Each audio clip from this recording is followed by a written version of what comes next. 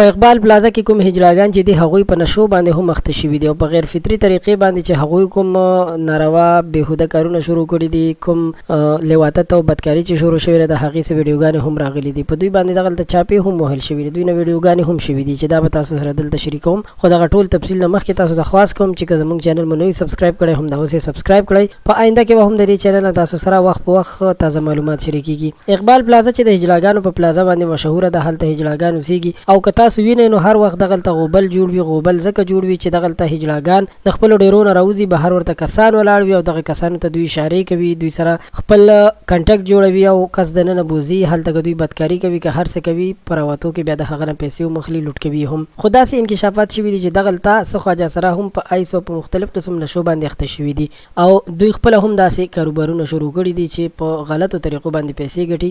نو د دې ویډیو مقصد مو دا و چې په پېښور کې چې کوم دغه اقبال پلازا ده، اول خو دې بندول پکار دي ځکه چې دلته نه چې کوم بېهودګي پروموټ کیږي نو دا خلک چې دي چې کله ډانس ته ځي یا پروګرام ته ځي، هلته د هر قسم بېهودګۍ مظاهره کوي. بیا پکې ځینې خلک داسې خبرې هم کوي چې دا بېګناه دي، دوی سره ظلم کیږي، دا کیږي هغه کیږي. نو بالکل دوی به بېګناه وي، خو د ټولو نه وړاندې دوی ته دا خبره هم په ذهن کې کېنول پکار دي چې که دوی هجلاګان هم دي نو دوی دې یو ښه کار وکړي، یو د الله او د رسول تبلیغ دې وکړي، یو ښه طریقې یو ښه اړخ ته دې مخه وکړي. داسې دې نه کوي چې ګینې دوی د کور نه رټل شوي نو دوی راځي ډانسونه کوي او خلک بېلارې کوي او د بېلارېتوب یو مظاهره کوي، ځکه چې د داسې کار نه ځان ساتل پکار دي. نو قدرمنو موږ غوښتل چې دا معلومات تفصیلي تاسو سره شریک کړو. د اقبال پلازا چې را حکومت ته پکار دي چې دا بنده کړي، دلته بېهودګي کېږي، بېحیایي کېږي او د دې په ځای باندې دغلته چېرته د بزنس پروموشن یا د بزنس سیکټر جوړ کړی شي.